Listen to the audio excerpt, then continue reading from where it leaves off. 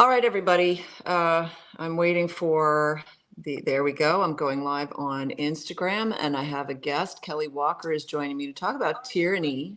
I'm waiting for, hold on, I got to turn that off there. Tyranny enters the family. So there we have Kelly. Hi, Kelly.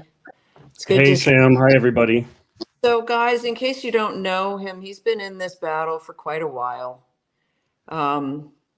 I'm just trying to change our layout here.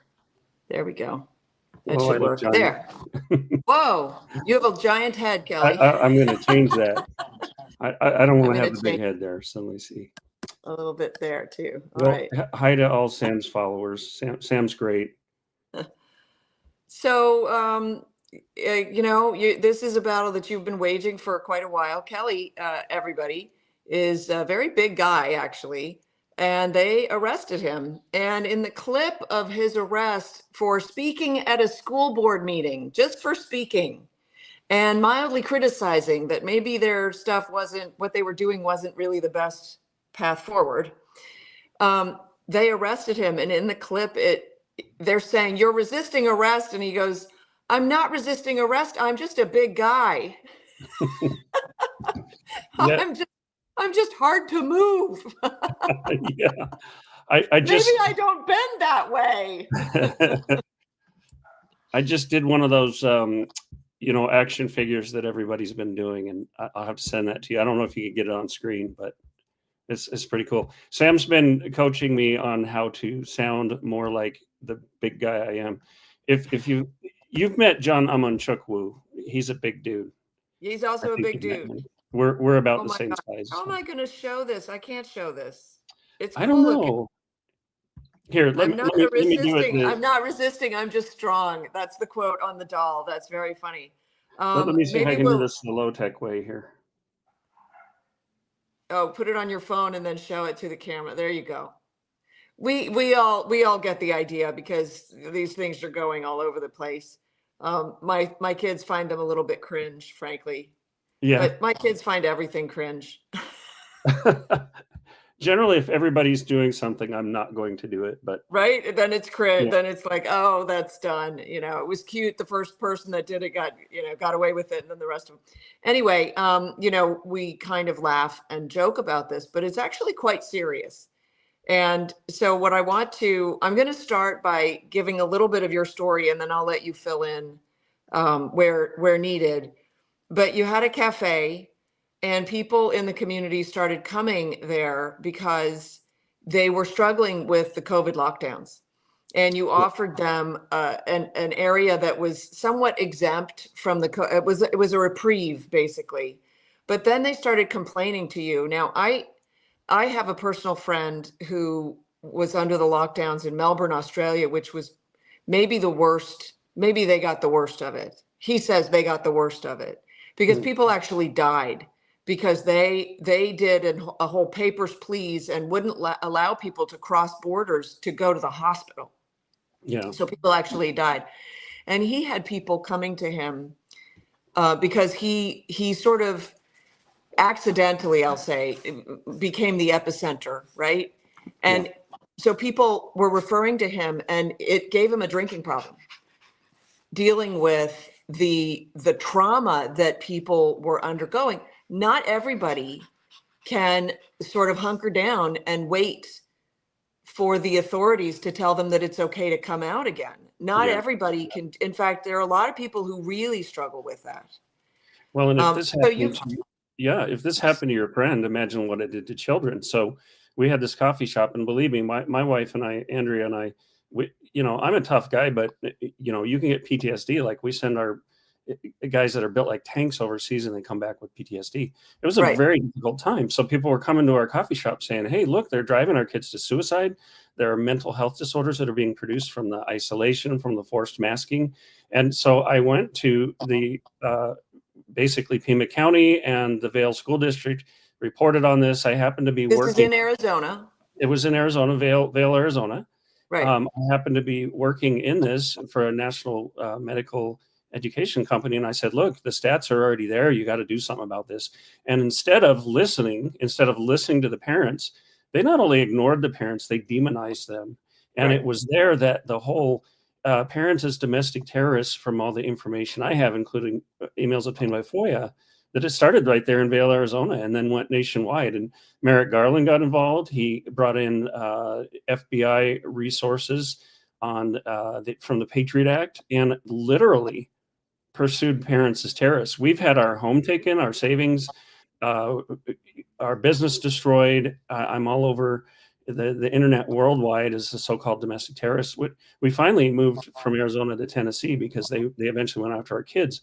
And we got here, we couldn't even find a place to rent. We got rejected on a rental application because supposedly I have a criminal record. Well, we looked at it because I've been arrested twice. I'm going for a hat trick any day, but you know, tell Gretzky that. But you know, eventually we found a place through a friend. But we found out it wasn't the second arrest that actually went to trial. It was the first arrest that got dismissed. So it got dismissed, but it's still on my record. They haven't pulled it off your record yet? No, they haven't. They haven't. And so all we did was speak out for the people coming to us. I am large. I'm very strong, but I have never used violence. I've only ever spoken. And apparently your words, Kelly, your words are violent because they're offensive. The truth is offensive. That's the problem. And when you speak the truth, it offends people. I want to open it up for comments from viewers. So if you're on, I think I only get YouTube and Instagram comments right now. That's what it looks like. So if you have any questions for Kelly, feel free to type them in the comments. So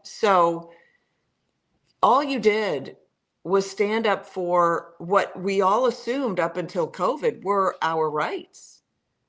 Yeah. And, you know, since then, I've been fighting for not only for the targeted school parents, but I'm talking with more and more people about a broad swath of people who are targeted by the government. Sam, you and I have talked about a coalition, and I'll let you speak to that. But even just today, I was speaking with people involved with J6. And as you know, we fostered a 2-year-old little boy whose mother was put in prison. We took him in our house. So while I wasn't at J6, that's very important to us as well. And what I'm seeing happen, and I would love to speak about some of the things I'm involved in and what's evolving, but what I'm seeing happen is more and more people who experience different things, be it abortion protests, election deniers, you name it, they recognize that the government weaponized against them. And we're getting together, and we're not going to take the same old answers and you know, red herrings and diversions from Congress and from administration. We have to get justice. You know, take away everything from a man and you have no power over him. They've taken everything away from us. So this makes me dangerous to people who are comfy in their administrative positions. I'm not going to stop until we get the justice that's guaranteed us under the Constitution. You know, we aren't seeing, or perhaps maybe you have a different view, but I'm hearing online, just peripherally, that people are getting frustrated because they're not seeing the action that they had expected with the new administration. And in fact, instead, they're appreciating the retaliatory efforts of the other side, where a congressman is going to board a plane to try to repatriate a known felon, a convicted, deported felon, and he wants to repatriate him as opposed to serving his constituent, the woman who helped, well, she probably didn't vote for him, but is part of his constituency, the woman that he was elected to serve, whose daughter was lost to this criminal. And when we see people on the other side of the aisle who are willing to ostensibly risk it all, you know, I said on an interview this morning, I said they should, Pam Bondi or whoever does this, right, should rescind his passport while he's out of the country, and he's just not allowed back in. I don't know if these people understand that we're in a war, and citizens have been targeted. You know, the Chinese Communist Party talks about in their handbook on restricted warfare, every citizen is a soldier, and so we have been deliberately targeted. And you know, it's interesting. you bring that up, Sam, about these congressmen flying to El Salvador. I told one congressman, I like him a lot, but I'm a nice guy, but I stopped being nice and I got very direct. I said, look, and I just wanted him to sign a letter, and I'm getting a runaround from the staff there in DC because they always want to do the safe thing. I said, if some congressman can fly down to try to spring an MS-13 thug out of prison, tell me you have courage when you're not willing to sign a letter asking Kash Patel to do the job that he was hired to do. Now, I like Kash. I have connection with him. I think he's going to do the right thing, but he can't do it alone. And I'm getting more and more convinced there are a few good congressmen, and I could name them. They're great, but they feel the same way I do, like hands are tied. And Kash and others are going to need the American people to stand up and say, look, if Congress isn't going to do the job, we're going to show up, we're going to form coalitions, and we're going to force the issue, not by violence, but we're going to primary you. We're going to expose you for being cowards. Because look, I'm not just coming in, right now saying, oh, help us out. And if you don't give me my way, I'm going to throw a fit. We've been working on this for years. And Sam, this. We had to move into whatever house we could get into because we literally fled the persecution. And this neighborhood started out great, but all the good kids have moved away. The other day, my little 11-year-old boy got ganged up on and started getting beat up to the point where his older brother had to intervene. He came home crying, he'd been punched. Like the downstream effects from being attacked by our government are beyond imagination. So we have people sitting in the halls of Congress saying, well, we're going to go through our procedure. And why are you not being kind to me? Why are you being direct and frank? Well, live in our shoes, deal with what we deal with, and this doesn't hold a candle to what we experienced when Pima County went after us, where we were getting death threats in the mail to rape my wife, to kill my children. Do you think the FBI investigated that? No, they were investigating me for sitting in an office meeting. They were investigating me for something I have a full video of, where I got convicted for doing things that you can watch that video and see. It's absolute BS. That I didn't do any of it. Look, here's the thing. And if any congressmen are listening, media friends, I have a really, really good connections. You need to get this done because the American people have had it, and I've had it. And Sam, I'm pretty mild with people usually. I'm a nice guy. I'm tactful, but when you attack my family, when you come after my country, the nice guy goes away. And look, here's something about following up on these people. I know some people just won't let it go, but a quote from Solzhenitsyn is very apropos here. Now, Alexander Solzhenitsyn won the Nobel Prize for Literature. He was in a Soviet gulag for 8 years.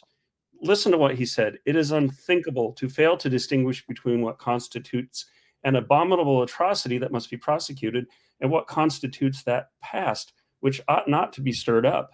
In keeping silent about evil, in burying it so deep within us that no sign of it appears on the surface, we are implanting it, and it will rise up 1,000-fold in the future.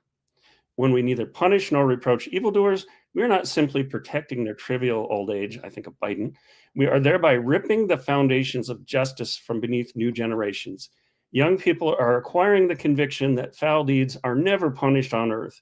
It's going to be uncomfortable, horrible to live in such a country.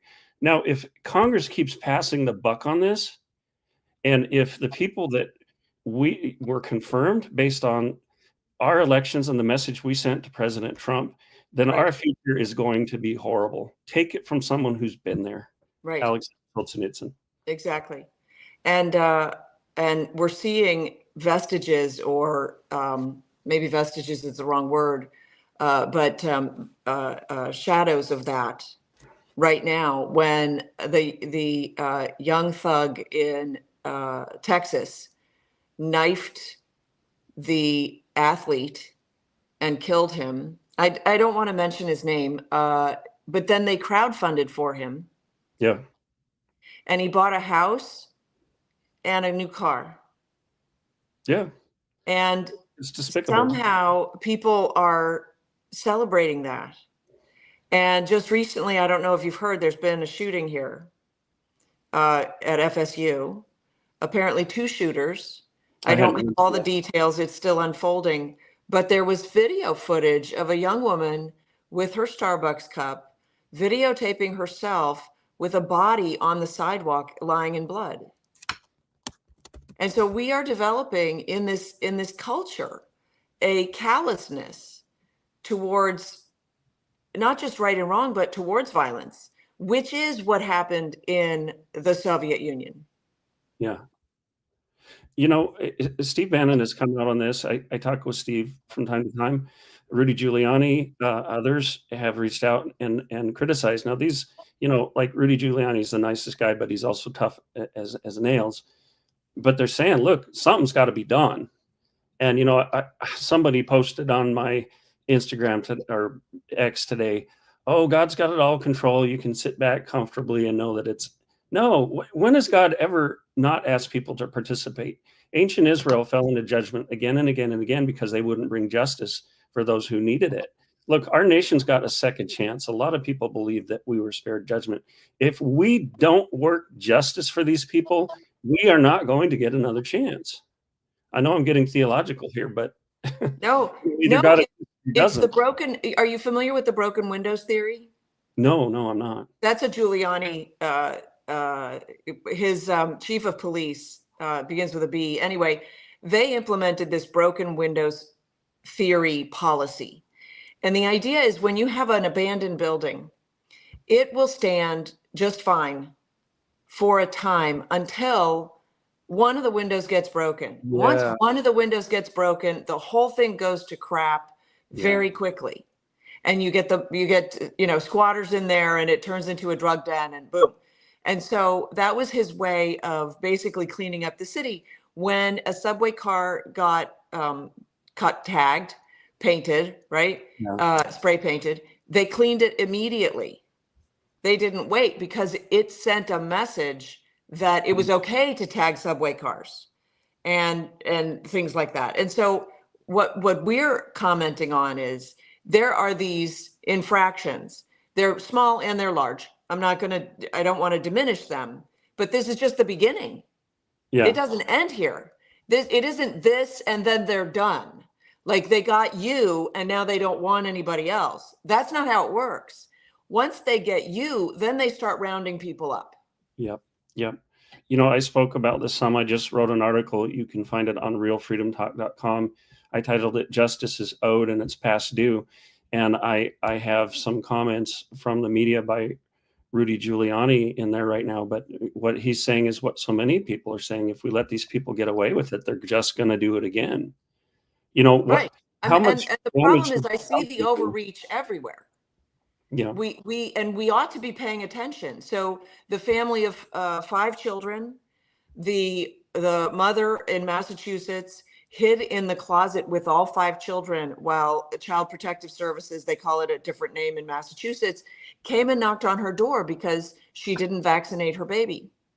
And her doctor turned her in because the doctors are incentivized. If they don't have 100% vaccination rate in their clinic, they don't get their bonuses. Yeah. They get more money the more they vaccinate, which is, that shouldn't be. But in any case, he turned her in. They came together. They failed the first day. They said they were coming back. The family fled to Texas. Texas is now extraditing them, and they're being charged with kidnapping their own children.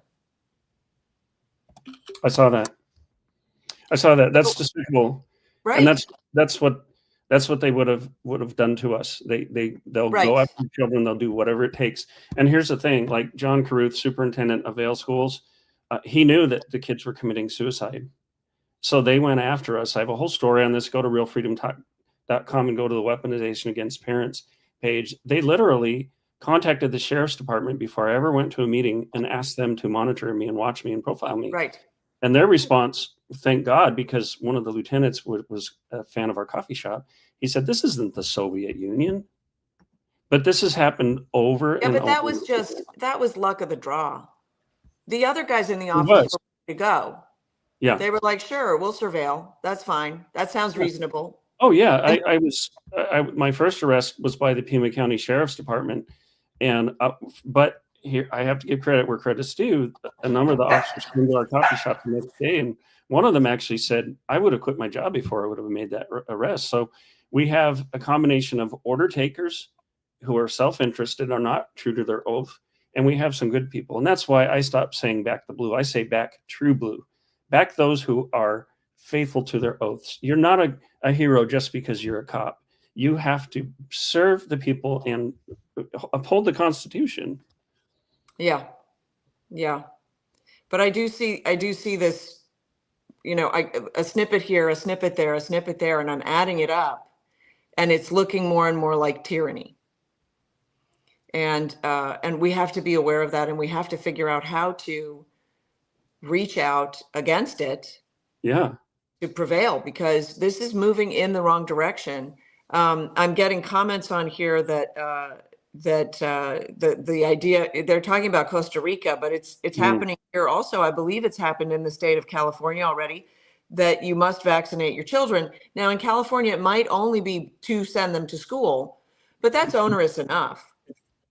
And California, what I've heard, and I'm not positive about this, is you cannot get an exemption. So it's either vaccinate or don't send your child to school, I believe, at this point. And that's coming.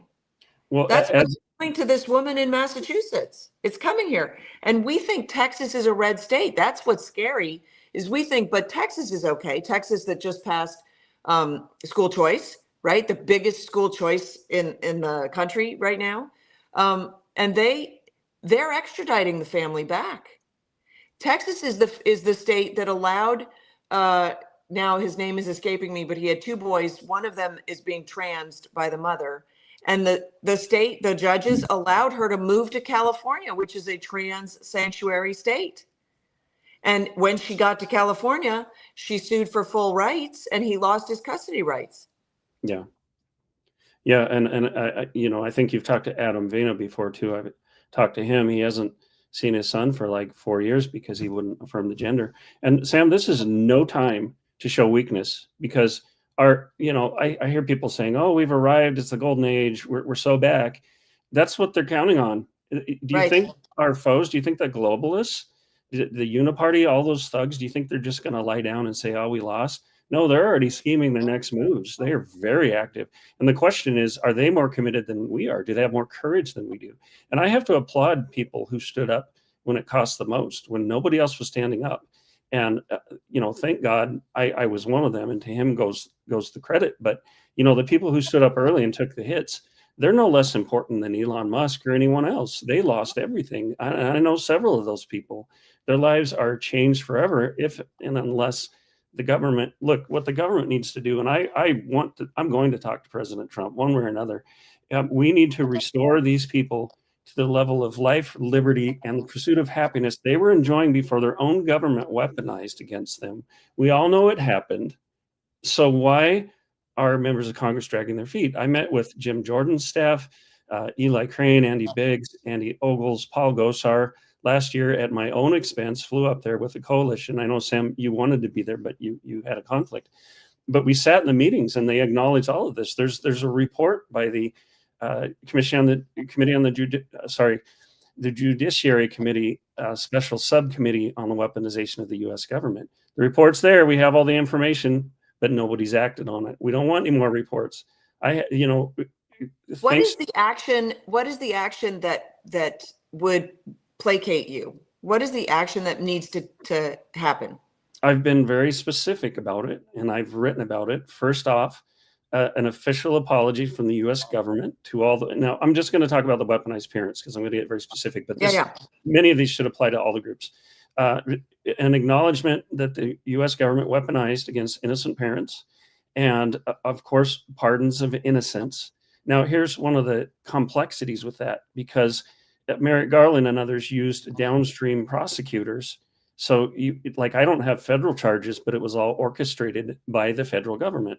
So in theory, I can't get a pardon, but Trump needs to put so much pressure on these, state and even local administrators that they need to drop all charges, pardon, and we need compensation to the victims, and we need restitution. I have some ideas of what restitution looks like. Jeffrey Tucker from Brownstone Institute a few years ago put out an article saying all these people whose businesses were closed, who were attacked, should have tax amnesty for life. That's just a start. But again, you go to realfreedomtalk.com, you'll see an article that's kind of got an army theme to it. I'll have to look and see again what that title is, but I lay out some very, very specific ideas, kind of as a starting point. But, how can we even approach this if people won't come to the table, if we get studies but no action, if members of Congress are just going to do, I got an email back from a congressman's office today. They had promised to sign the letter, and the email I got back was they broke the promise. They said, well, we're going to follow standard procedure on this. Did they not get the memo that the American people are not wanting standard procedures anymore? Right. Because standard procedures got us into in the first place. And our representatives need to remember something. It's not a privilege to speak to them. It's a privilege for them to serve us. We need to get back to that.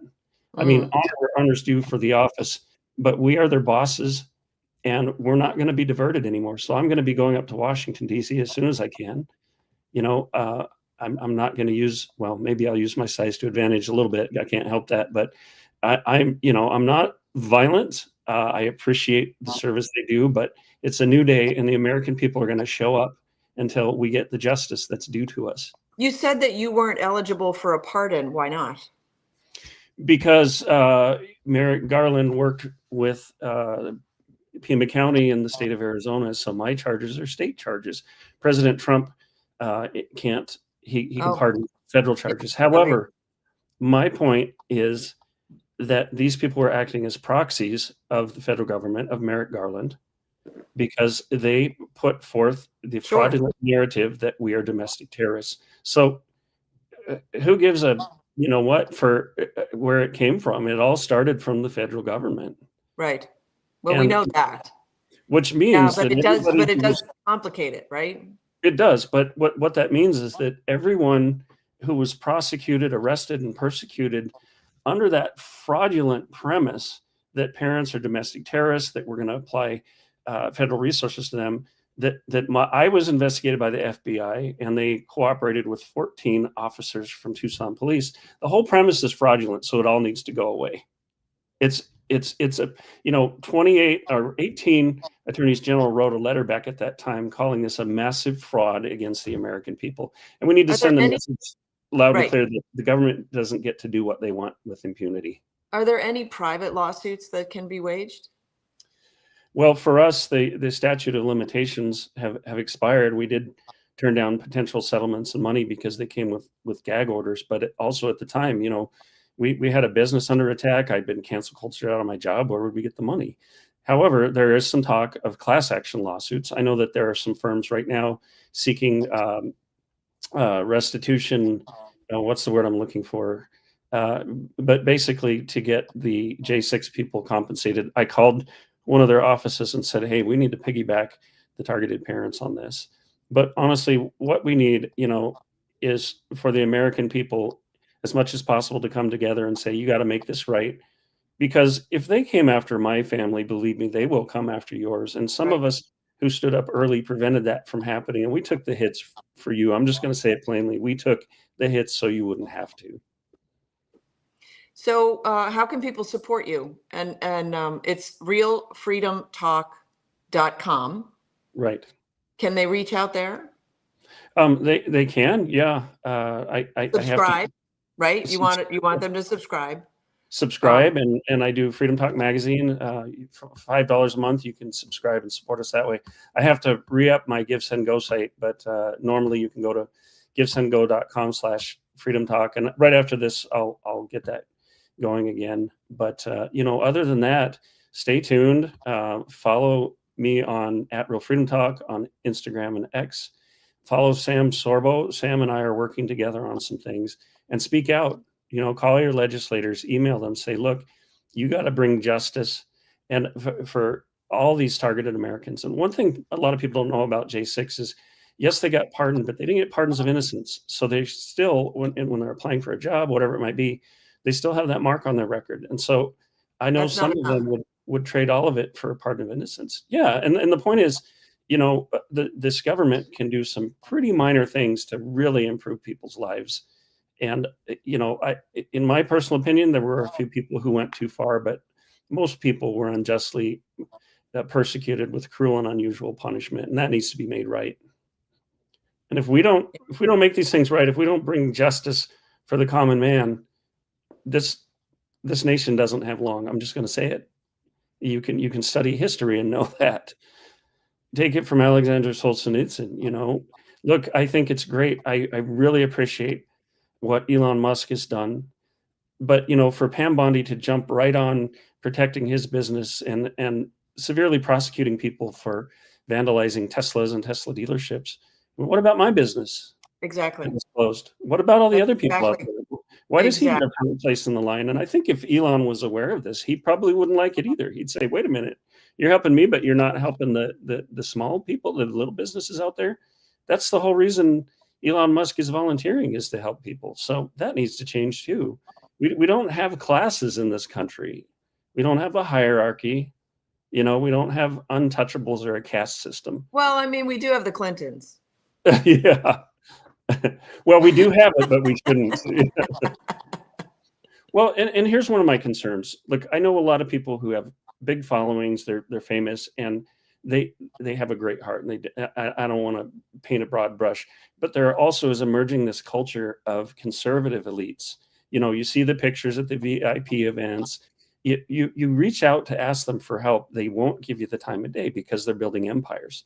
I'm looking for people who actually, Sam, you're great at this. Like, you actually want to help people. You want to get things done, and we need more of that. That's just one of the reasons I love you. And also because you give me... Stop. That's how rumors start, Kelly. I love you like a sister. Okay. My wife, I love her dearly. She's my one and only, but I have a lot of great sisters out there, and I love them with a brotherly love. So. Well, thank you so much for coming on and sharing a little bit. And I want to encourage everybody, jump in the fight before you get targeted and singled out. Jump in so that you're with the crowd in the fight first. Yeah. And if you would like to donate at givesendgo.com/realfreedomtalk, give it 15, 20 minutes, because I got to get that going again. All right. Will do. Thanks so much, Kelly. We'll talk to you soon. Thank you, Sam. Okay. Bye, everybody. Remember, speak truth and speak it boldly. We'll see you next time.